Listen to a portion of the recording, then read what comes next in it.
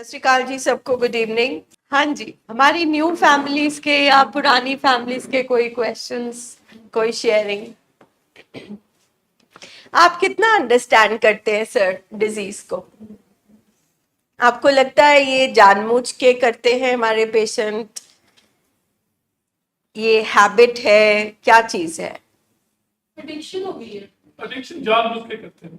Addiction जानबूझ के करते हैं। सो एडिक्शन का क्या मतलब समझते हैं? What is addiction? When they crave for something, they go randomly. When they crave or craving happens? Craving one and same thing.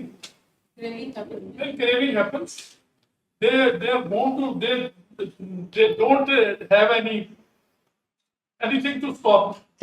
तो सबसे पहले हम ये कुछ क्लैरिटी करते हैं अपने डाउट्स की कि ये हैबिट का अस्पताल नहीं है। हैबिट और डिजीज में फर्क होता है, ठीक है? What is addiction? एडिक्शन की जो WHO ने डेफिनेशन दी है, एडिक्शन का मतलब होता है डिपेंडेंस। और डिपेंडेंस मीन्स जब शारीरिक तौर पे और मानसिक तौर पे, फिजिकली एंड साइकोलॉजिकली आप किसी भी चीज पे निर्भर हो जाते हैं। वो ड्रग्स भी हो सकते हैं, वो अल्कोहल भी हो सकती है, वो कैनबिस भी हो सकती है, वो मोबाइल फोन भी हो सकता है, वो वर्क भी हो सकता है, वो सेक्स भी हो सकता है, वो रिलेशनशिप भी हो सकती है, ठीक है? So addiction means dependence and addiction it is a disease, very important thing to understand because हम हॉस्पिटल में बैठे। It is a disease of brain disorder.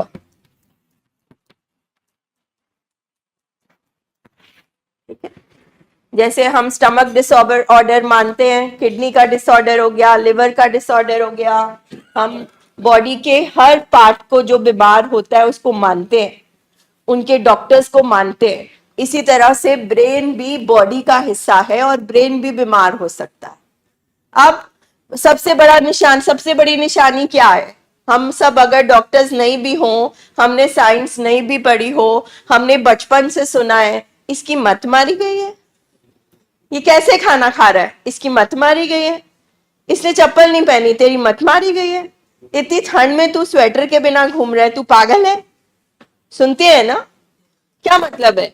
अगर किसी, क्या हमें ठंड में स्वेटर पहनना चाहिए?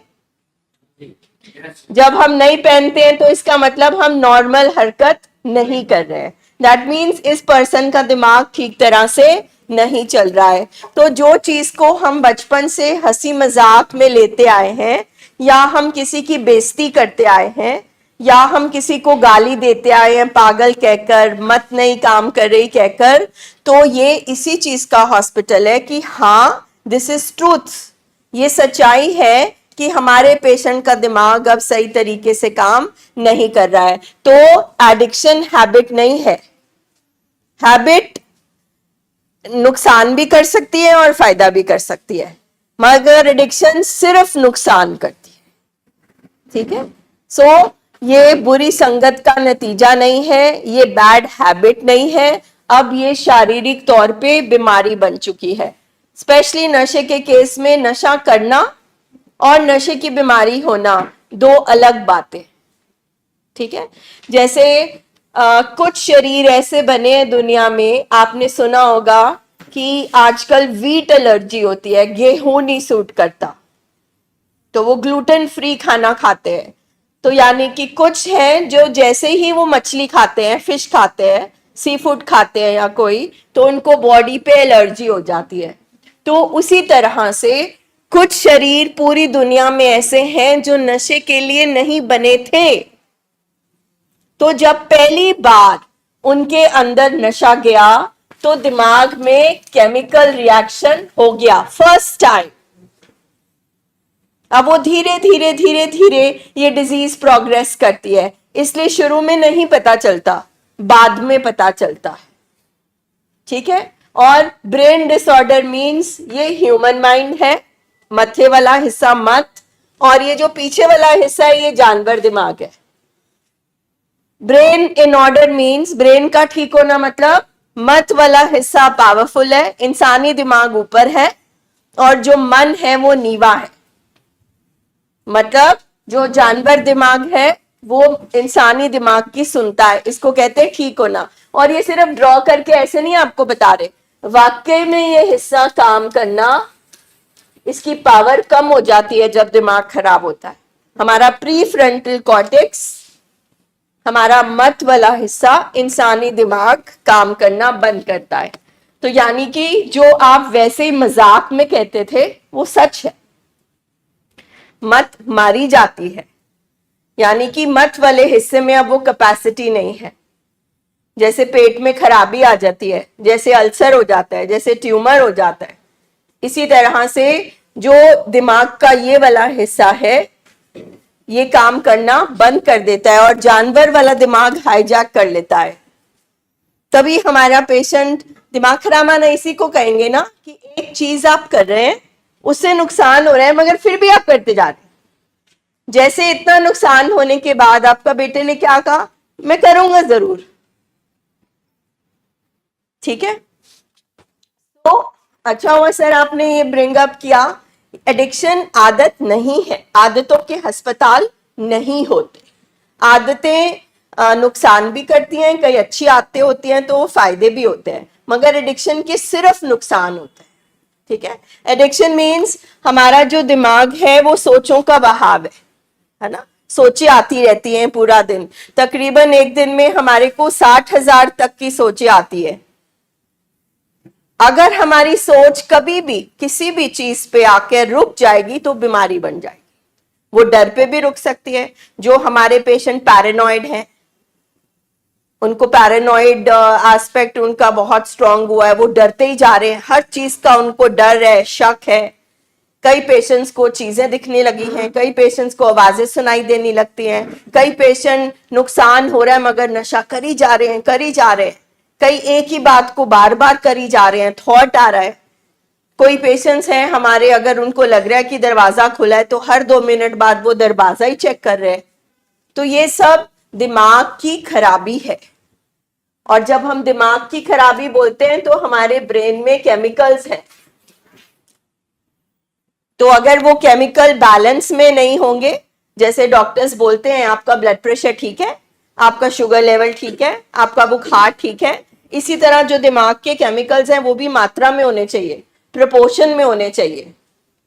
अगर मात्रा बढ़ गई है तो नुकसान है, इसीलिए पेशेंट यहां बैठे हैं, या दूसरे पेशेंट के केमिकल कम हो गए हैं तो यहां पे आए हैं। जिस तरह ब्लड प्रेशर के साइड इफेक्ट्स हैं, शुगर लेवल के साइड इफेक्ट्स हैं, अगर हमारे प्लेटलेट कम हो जाते हैं, बढ़ जाते हैं, ठीक है, तो इसी तरह से हमारी बॉडी में सब कुछ मात्रा में है, संतुलन में। सो ये एक शारीरिक बीमारी है। ये नहीं कि आप मन पक्का करो, बहुत बार आप भी कह रहे थे मन पक्का करो, तो मन पक्का कहां से करते हैं? हम यहाँ आने से पहले पेशेंट को खूब समझाते हैं। हमारा पेशेंट क्यों नहीं समझता? क्योंकि उसका समझ वाला हिस्सा काम नहीं कर रहा।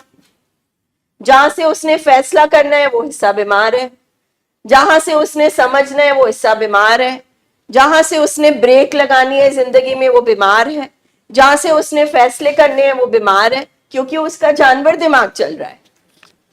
तो इसीलिए हमारे पेशेंट मन पक्का नहीं कर सकते। विलिंगनेस हो सकती है, चाहत है, हमारे हर पेशेंट को चाहत है कि मैं इस बीमारी से निकलूं, मगर वो उसके बस में नहीं है, बिकॉज वो एक ऑटोमेटिक प्रोसेस है। क्रेविंग आती है, क्रेविंग एक ऑटोमेटिक प्रोसेस है, क्रेविंग को बुलाया नहीं जाता, क्रेविंग आती है। So there is a difference.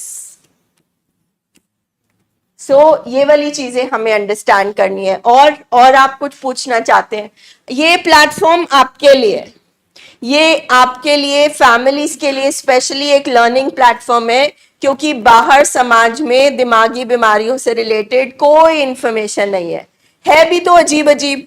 जैसे हमने बोला आदत है, किसी ने कुछ कर दिया, बुरी संगत हो गई, है ना, पर्सन खराब हो गया, कैरेक्टरलेस हो गया, ये गंदा इंसान हो गया, ऐसे ऐसे तरीके से अप्रोच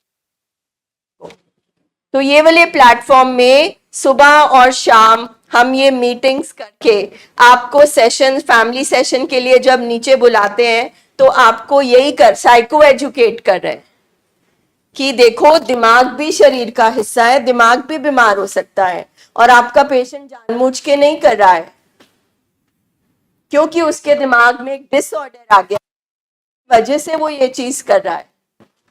वो क्रेविंग को खुद नहीं रोक सकता, क्रेविंग को हम ट्रीटमेंट के जरिए ही रोक सकते हैं। मैम कुछ आप कहना चाहेंगे? यस निखिल। हाँ निखिल बोलो। मैम मेरे को जहाँ तक लगता है यहाँ पे ना एक एल्गोमिक मेमोरी होती है। It's with the brain cells over there. There is another word for this nerve, I don't know.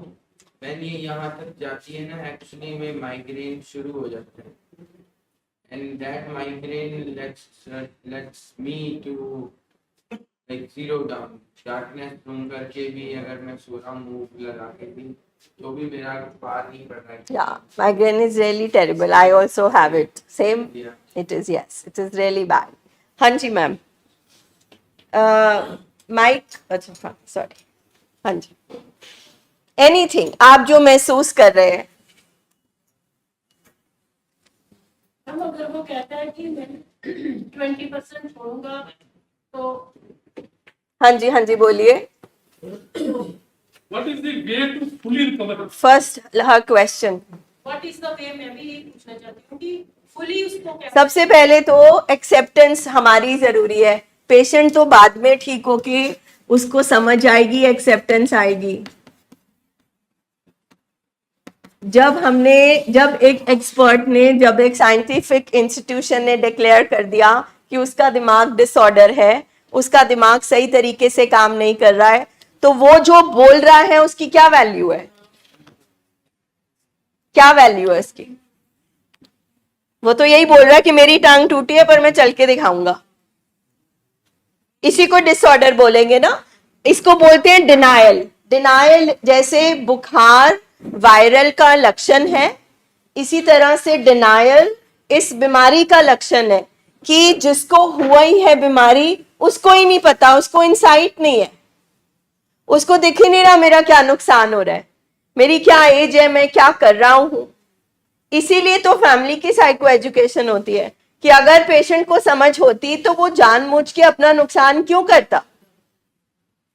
तो जब हमारे पेशेंट को इंसाइट ही नहीं है, उसको समझ ही नहीं है, उसको दिख ही नहीं रहा, तो आप कैसे समझाओगे? प्लस आप उसको कैसे लॉजिक क्या दोगे? लॉजिक ब्रेन होता है ये पीएफसी, और ये इमोशनल ब्रेन है। अब उसका लॉजिक ही नहीं काम कर रहा, कैसे एक्सप्लेन करोगे? क्योंकि केमिकल डिसऑर्डर की वजह से उसका हार्डवेयर ही खराब हुआ है, तो अभी तो हम उसके सॉफ्टवेयर को यूज ही नहीं कर सकते। तो पेशेंट ये कहता है, पेशेंट नहीं मानता, पेशेंट धमका रहा है, पेशेंट ब्लैकमेल कर रहा है। What does that mean? That means आपने अभी तक माना नहीं कि उसको दिमागी बीमारी है, क्योंकि वो जो कह रहा है आप उसी को सुनते जा रहे हो, और ये आप यहाँ आने से पहले भी कर रहे थे। So what is the difference? हाँ जी Aditya. Keep sitting, it's okay.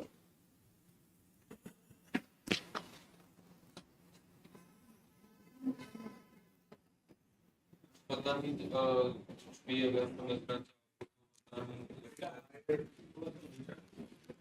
कि दबाव सा पड़ रहा है ब्रेन पर या स्कल पे पड़ रहा है, ब्रेन पे पड़ रहा है, समझ नहीं आ रहा।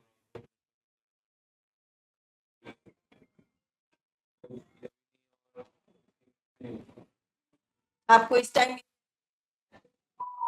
आपको क्या लगता है क्यों हो रहा है? मेडिसिन के बाद बाहर About it, है ना? हाँ जी, प्लीज आस्क योर क्वेश्चन। सो अगर सबसे पहले फैमिली को समझना कि बीमारी है क्या, क्योंकि हम यहाँ पे आए हैं कैनबिस की वजह से, हम यहाँ पे आए हैं अल्कोहल की वजह से, हम आए हैं कि भाई डिप्रेशन हो गया, मगर ये ब्रेन का हॉस्पिटल है और सबके ब्रेन का ही इलाज हो रहा है, whether it is substance whether it is no substance. ठीक है, तो अब जो दिमाग है वो क्या काम करता है, वो सोचता है, दिमाग में सोचे हैं। अब जो बॉडी का हिस्सा है, जो केमिकल्स हैं, उसकी तो चलो दवाइयां हैं, आपने कहा आप दवाई से ठीक कर लेंगे, अब दवाइयां क्या करेंगी? जो केमिकल्स खराब हो गए हैं दवाइयां उनको ठीक करेंगी। जो स्ट्रक्चर डैमेज हो गया है नशों से दिमाग का, वो धीरे धीरे ठीक होगा।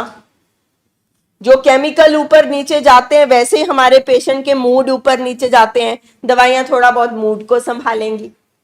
जो अब हमारे पेशेंट साइकोसिस में है, जो रियलिटी से कट चुके हैं, जिनको अजीब अजीब महसूस हो रहा है जैसे आवाजें सुनाई देना, तो उनको एंटी साइकोटिक्स देके उनके केमिकल को नीचे लाया जा रहा है और उनकी इस प्रॉब्लम पे काम किया जा रहा है। बट नशा तो एक सोच है। अगर किसी को ओसीडी है तो उसको सोचे आ रही है। सोचों की दवाई कभी सुनी है आपने कहीं पे? तो सोच की तो कोई दवाई नहीं हो सकती कि भाई मुझे सोच आ रही है, अच्छा अच्छा कोई बात नहीं, तू ये कैप्सूल खा ले, ये सोच निकल जाएगी। सोच मीन्स माइंड। सोच मीन्स आपको अपने माइंड पे, सोचों पे काम करना पड़ता है। So the treatment anywhere in the world is दवाइयां, जो कुछ थोड़े बहुत केमिकल्स खराब हुए उनको ठीक करेगी, जो शरीर को धीरे धीरे ठीक करेगी। ठीक है, आपका केमिकल्स बढ़ ना जाए, घट ना जाए, आपका नुकसान ना हो जाए, उसके लिए दवाइयां एक सपोर्ट सिस्टम है, वो प्रोटेक्ट करती है।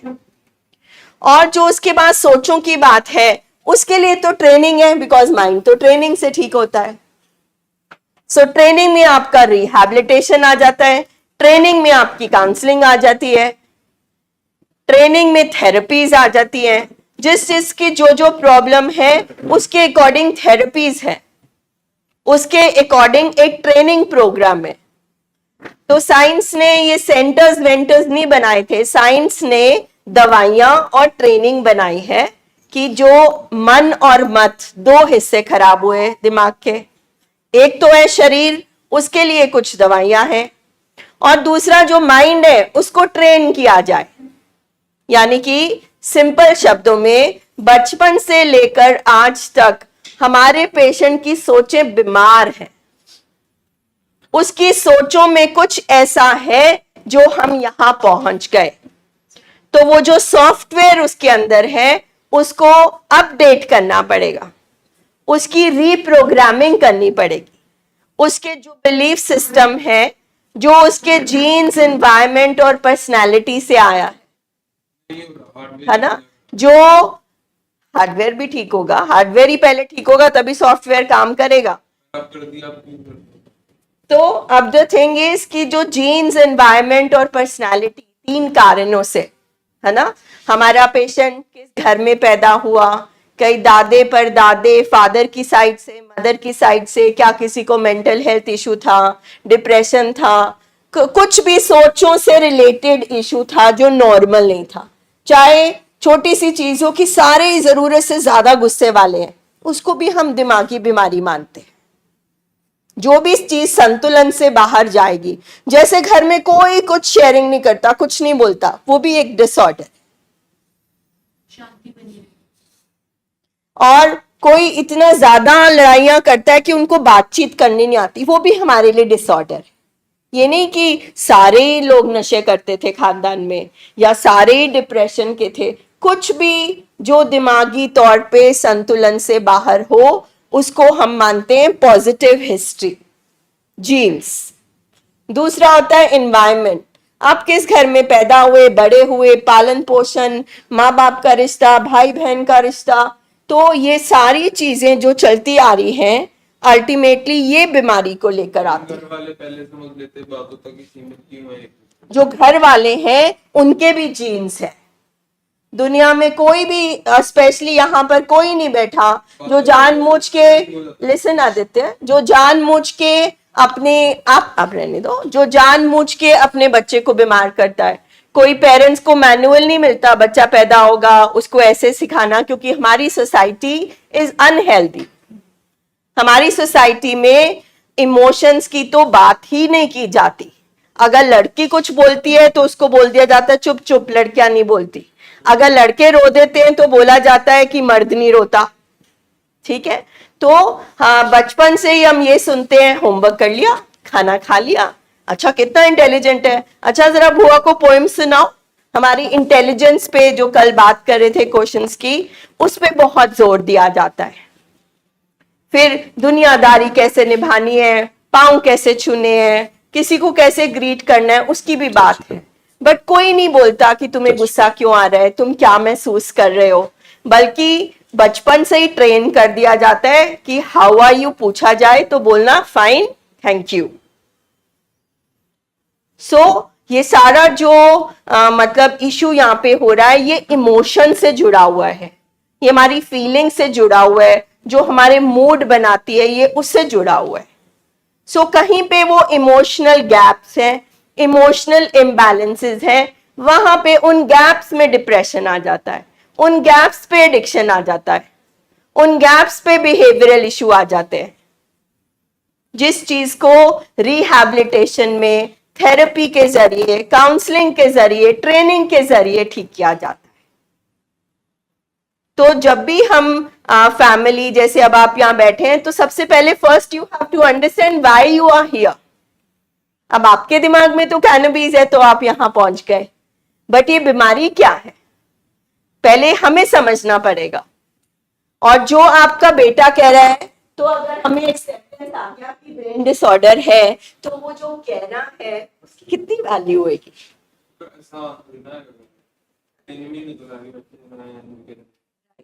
तो ये वाली चीज हमें समझनी पड़ेगी। अगर कारण उसके दिल की इमोशन स्थिति किसी घरवाली में जो बाहर तपस्या में लीन हो रखी है, अगर उसको मिलकर वो सब ठीक हो जाती है तो डिसीज कोई रहा ही नहीं। Are you right or I am right? We'll work on that. Yeah, we work on it. So our program says कि प्रॉब्लम हमारे अंदर है, जिंदगी अंदर से बाहर चलती है, बाहर से अंदर नहीं चलती है। क्योंकि लाइफ में तो हमें डिफरेंट सिचुएशंस मिलेंगी, चैलेंजेस आएंगे, पेन्स आएंगे, डिफरेंट तरह के लोग मिलेंगे, तो लाइफ वेरिएबल है, लाइफ बदलती रहती है। अगर आज कुछ हुआ तो आप ड्रिंक कर लोगे क्या, आज कुछ हो गया तो आप डिप्रेशन में चले जाओगे। सो अल्टीमेटली हमने अपने ऊपर काम करना है, हमने हमारे अंदर जो हमारी वीकनेसेस हैं, जो हमारे कैरेक्टर डिफेक्ट्स हैं, हम उस पर काम करते हैं, सो दैट जो एक्सटर्नल वर्ल्ड है वो हमें अफेक्ट नहीं कर सके, बिकॉज उसको नहीं हम बदल सकते।